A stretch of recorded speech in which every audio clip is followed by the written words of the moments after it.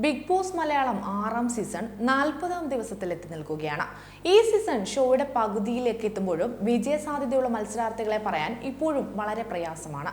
Wild കാർഡായി എത്തിയ സിബിൻ മികച്ച പ്രകടനമാണ് കാഴ്ചവെച്ചതെങ്കിലും കഴിഞ്ഞ ദിവസം കുറച്ച് ഓവർ ആയതോടെ സിബിന് പണി കിട്ടിയിരിക്കുകയാണ്.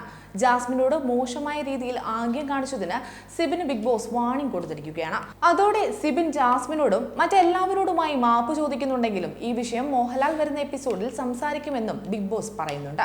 അതോടെ വീക്കെൻഡ് എപ്പിസോഡിൽ സിബിന് എന്തു പണിയാണ് കിട്ടുന്നതെന്നറിയാനുള്ള കാത്തിരിപ്പിലാണ് പ്രേക്ഷകർ.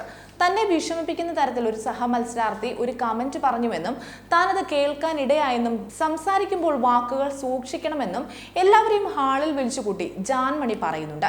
എന്നാൽ ആ വ്യക്തി ആരാണെന്ന് പറയാനോ കാര്യം വിശദീകരിക്കാനോ ജാൻമണി നിന്നില്ല. മാത്രമല്ല ഹൗസിലെ ഒട്ടുമിക്ക ആൾക്കാരും ജാൻമണി പറഞ്ഞത് എന്താണെന്നോ ആ ആൾ ആരാണെന്നോ മനസ്സിലായിട്ടുമില്ല.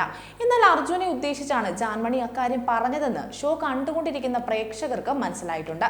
രാവിലെ ബ്രേക്ക്ഫാസ്റ്റ് കഴിക്കുന്നതിനിടയിൽ പൂരി കഴിക്കുമ്പോൾ 8 എണ്ണം എടുത്തിട്ട് ഒന്നുകൂടെ കൂട്ടി 9 ആക്കിക്കൂടെ എന്നൊരു ഡയലോഗ് അർജുൻ പറയുന്നുണ്ട്. 9 എന്നൊരു വേർഡ് വന്നതാണ് അവിടെ ജാൻമണിക്ക് പ്രശ്നമായത്.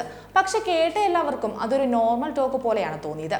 പറഞ്ഞ അർജുന് പോലും ചിലപ്പോൾ താൻ പറഞ്ഞതാണ് പ്രശ്നമായതെന്ന് മനസ്സിലായിട്ടുണ്ടാവില്ല. മാത്രമല്ല ജാൻമണിയെ ആ പ്രശ്നത്തിൽ ജിൻഡോ നന്നായി പിരികേറ്റുകയും ചെയ്യുന്നുണ്ട്. ജിൻഡോയുടെ സപ്പോർട്ടും കൂടി കിട്ടിയതോടെയാണ് ജാൻമണി അർജുനെതിരെ തിരിഞ്ഞത്. എല്ലാവരെയും വിളിച്ചു കൂട്ടിയിട്ടും ജാൻമണി ഒന്നും അങ്ങോട്ട് വിട്ടു പറയാത്തത് കൊണ്ട് തന്നെ ജാസ്മിനും നോറയും കാര്യം വ്യക്തമാക്കണമെന്ന് പറഞ്ഞ് ബഹളം വെച്ചു. ജാൻമണിയോട് എന്ത് കാര്യം വന്നാലും അതിൽ ഇടപെടാൻ നോറ ആദ്യമുണ്ടാകും. ഹൗസിലുള്ളവർക്കും ഇതേ അഭിപ്രായം തന്നെയാണ്. കണ്ടന്റ് ഇല്ലാത്തത് കൊണ്ട് വഴിയിൽ കൂടി പോകുന്നത് പോലും ഏണി വെച്ച് പിടിക്കുകയാണ് ഇപ്പോൾ നോറ.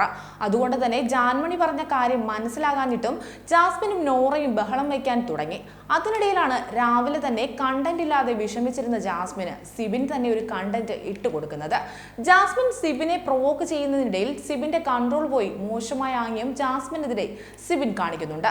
അതോടെ ജാസ്മിൻ സിബിനെതിരെ പൊട്ടിത്തെറിച്ചുകൊണ്ട് രംഗത്തെത്തി. പിറകെ ബിഗ് ബോസിന്റെ വാണിംഗും.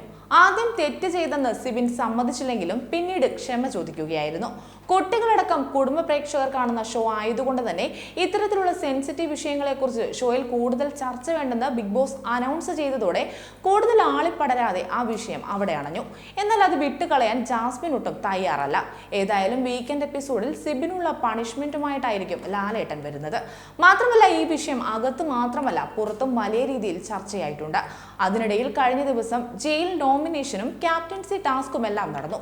ജയിലിലേക്ക് പോകാൻ പവർ ടീമിന്റെ നേരിട്ടുള്ള നോമിനേഷനിലൂടെ നോറയും സഹമത്സരാർത്ഥികളുടെ ഭൂരിപക്ഷത്തിലൂടെ ജാസ്മിനും തിരഞ്ഞെടുക്കപ്പെട്ടു. ജയിലിലായിട്ടും ജാസ്മിൻ അടങ്ങാൻ തയ്യാറായില്ല. ജയിലിൽ കിടന്നും ഓരോന്ന് പറഞ്ഞ് ജാസ്മിൻ ജിൻഡോയെ പ്രൊവോക്ക് ചെയ്യുകയും ചെയ്യുന്നുണ്ട്. എന്നാൽ അത് പുറത്തിരുന്ന് കേൾക്കുന്ന ശ്രീരേഖ, അൻസിബ അടക്കമുള്ള മത്സരാർത്ഥികൾക്ക് അതങ്ങോട്ട് ദഹിക്കുന്നുമുണ്ടായിരുന്നില്ല. അതുകൊണ്ട് തന്നെ ഇരുവരും ജാസ്മിനെതിരെ കമന്റുകളും പറയുന്നുണ്ട്. ഹൗസിലുള്ളവർക്ക് മാത്രമല്ല പുറത്തുള്ള പ്രേക്ഷകർക്കും ജാസ്മിൻ ജയിലിൽ കിടന്ന് ജിൻഡോയോട് സംസാരിച്ച കാര്യങ്ങളിൽ അതൃപ്തി രേഖപ്പെടുത്തിയിട്ടുണ്ട്. ജാസ്മിന്റെ ഷോ അരോചകമായി തോന്നുന്നുണ്ടെന്നാണ് അതേക്കുറിച്ച് പ്രേക്ഷകർ പോലും പറഞ്ഞത്. അടുത്തത് ക്യാപ്റ്റൻസി ടാസ്ക് ആണ്. പ്രേക്ഷകർ ഒട്ടും പ്രതീക്ഷിക്കാത്ത ഒരാളാണ് ബിഗ് ബോസ് വീടിന്റെ ക്യാപ്റ്റൻ ആയിരിക്കുന്നത്.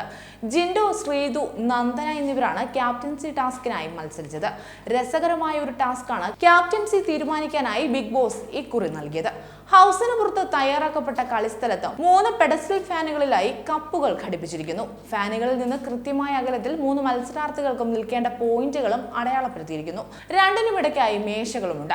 മത്സരം തുടങ്ങുമ്പോൾ ഫാനുകൾ ഓണാകും. പറഞ്ഞിരിക്കുന്ന സ്ഥലത്ത് നിന്നുകൊണ്ട് ഫാനിന്റെ കാറ്റിനെ മറികടന്ന് ഫാനിൽ ഘടിപ്പിച്ചിരിക്കുന്ന കപ്പുകളിലേക്ക് പ്ലാസ്റ്റിക് ബോളുകൾ എത്തിക്കുകയാണ് മത്സരാർത്ഥികൾ ചെയ്യേണ്ടിയിരുന്നത്. എന്നാൽ ഇത് നേരിട്ടെറിയുകയല്ല, മറിച്ച് മേശയിൽ കുത്തി ഉയർത്തി കപ്പുകളിലേക്ക് എത്തിക്കുകയാണ് വേണ്ടിയിരുന്നത്. ഇത് ശരീരബലം ഉപയോഗിച്ച് ജയിക്കാവുന്ന ഗെയിം അല്ലെന്നും ട്രിക്കിയാണെന്നും മത്സരത്തിന് മുൻപ് തന്നെ ബിഗ് ബോസ് പറഞ്ഞിരുന്നു. തുടക്കത്തിൽ തന്നെ സ്കോർ ചെയ്തതും മത്സരത്തിൽ വിജയിച്ചതും ശ്രീതുവായിരുന്നു. അങ്ങനെ 7ാം ആഴ്ചയിലെ ക്യാപ്റ്റൻ ആയിരിക്കുകയാണ് ശ്രീതു.